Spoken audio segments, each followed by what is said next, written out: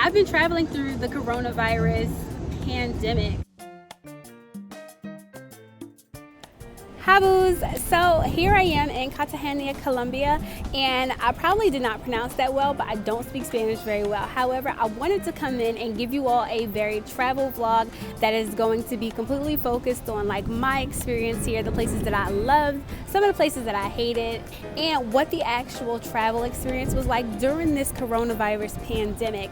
So word has it, back home there is a lot of shutdowns, like schools, gyms, like people's jobs. Like, I pray that when I get back my job is shut down, but I know for a fact that it is definitely not. So if your job is shut down, you have no other choice but to subscribe today. So subscribe, hit the like button, leave a few comments what your experience has been like during this coronavirus pandemic. And if you've noticed that I have my headset onto my actual phone, it's because I'm recording this on my phone and it's super windy here on the roof in Colombia. So I wanted to let you all know what exactly that is like. Stay tuned. Of where I am doing my recording. So I traveled to Colombia for a total of 6 days. So I had plenty of time to, you know, see the city, get some organic food, figure out what the local cuisine was, really just get in the nitty-gritty of the things that people usually love to see here. The weather during this time, like the March time, is like anywhere when we land, I want to say like 85 degrees to about like 90, but it is extremely windy. So at night, you probably want to bring with you like a little jacket so that you can like cover up. I personally have like a long sweater, like a long duster, and that was like enough because it gets super duper windy here. That's why I have my actual headset on, because I didn't want to pick up a lot of that wind in the background, and I wanted you to hear a lot of what I had to say. So I traveled with my aunt and my cousin to come here, and the airports on the way here were not nearly as deserted as a lot of people said that they would be. A few people here and there had on masks to like protect themselves, I guess I want to say, and then a few others as we were traveling through. So for our check-in measures at the actual airport, there was a little bit more protocol. So prior to us ever going to the airport the day before, the airport and the airline sent out an email letting us know that we needed to pre-check as well as send in both our passport numbers and our emergency contacts, you know, just in case. And once we got to the airport, they reassessed that information and we had to fill out more paperwork. Upon entering Colombia, I think we flew into Bogota, and it was practically the same. They gave us a survey that asked if we went to one of a few countries that were experiencing a higher volume of the actual cases with the virus, as well as were we feeling any types of illness or anything like that. As well as in the airport, we experienced like some of the agents there, they were giving us like hand sanitizer like when we were walking through checkpoints. So they were not playing. Once we arrived in actual like Colombia, that process was very easy. So I want to say there was no excessive wait times. It wasn't deserted. Even in fact, like there was still people traveling. So there wasn't a big scare around the people that were traveling at the time. Once we arrived in Colombia, the talk about the coronavirus wasn't very high. So none of the staff members were extremely on high alert here. A few of the staff members at the Hyatt Regency had on like maybe masks here and there. Like not a very pronounced presence of hysteria, panic, or any type of chaos. This is the view from one side. The view from one side, and on the other side over there is going to be like the infinity pool. It runs right into the ocean. They have a total of 3 infinity pools in the actual Hyatt Regency, and they're absolutely beautiful. One of which has like access for children, and then the other 2 are adult only, so that makes it very, very convenient. There's a bar. If you were interested in visiting this hotel, I highly recommend it. They were absolutely courteous to us. The breakfast was like pristine. I can't wait for you all to see the rest of the stuff that is in this video, but in the meantime, the food was amazing here at the hotel. The service was amazing here at the hotel.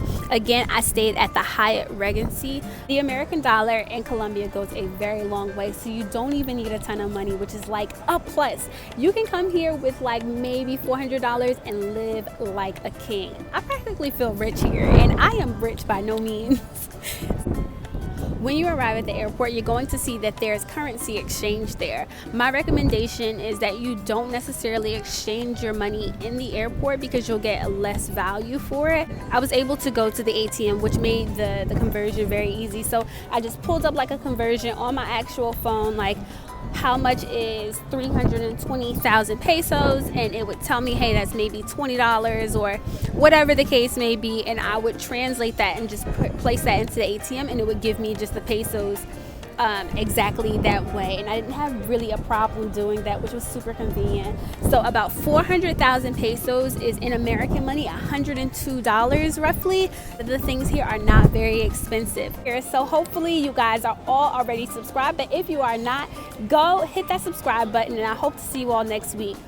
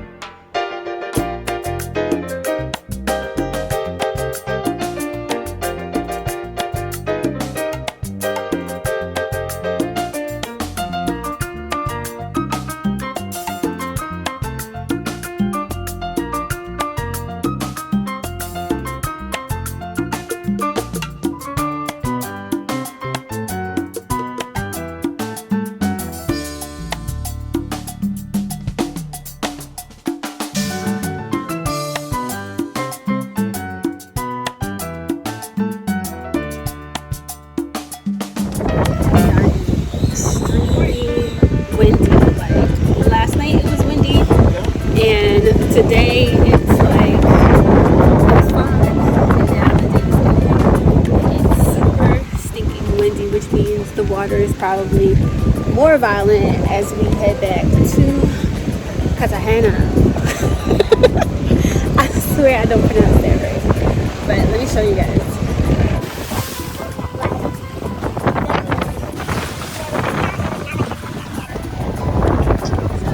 Say bye, Chris. Bye. Say bye. Now this ride back, so like I've been on a roller coaster for about an hour because the water was all messy. They're gonna talk about this. We're gonna go a different route. Let me show y'all this route because it looks mad sketchy.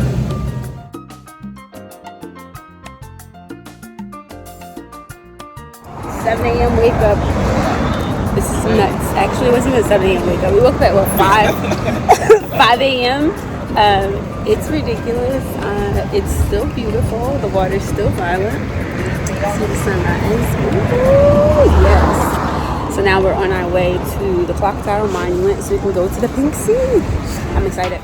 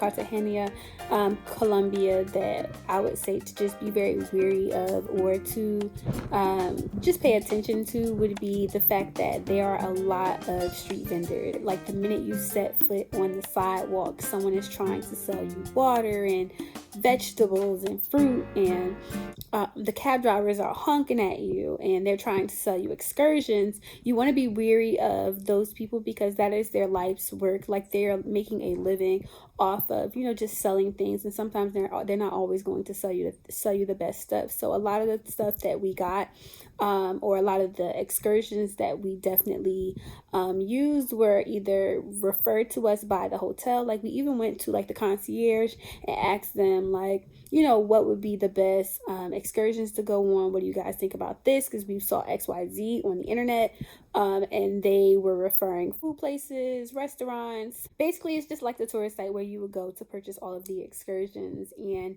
that's where you would just basically pay for it. You're also able to go on, say, like your Expedia, your Travel Advisor, your Viator.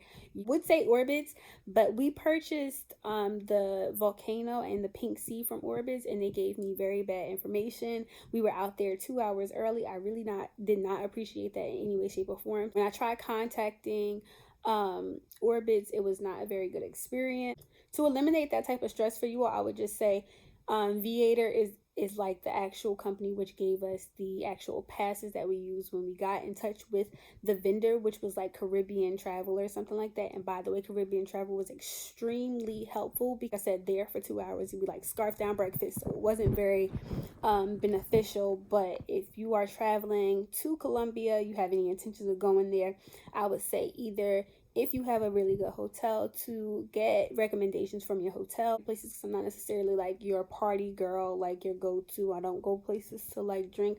I'm more of a very culture traveler, a experienced traveler. So I couldn't really give you like all the party spots because that's not what we went there to do. But I'm gonna go to sleep. I really hope this was very helpful for you if you were thinking about traveling to Cartagena, Colombia. It was a beautiful place, and the places that it was beautiful, it was worth it. The food was amazing. And if you have any other questions, feel free to ask down in the comments. See you later. I'm in the ghetto. Rat-tat-tat.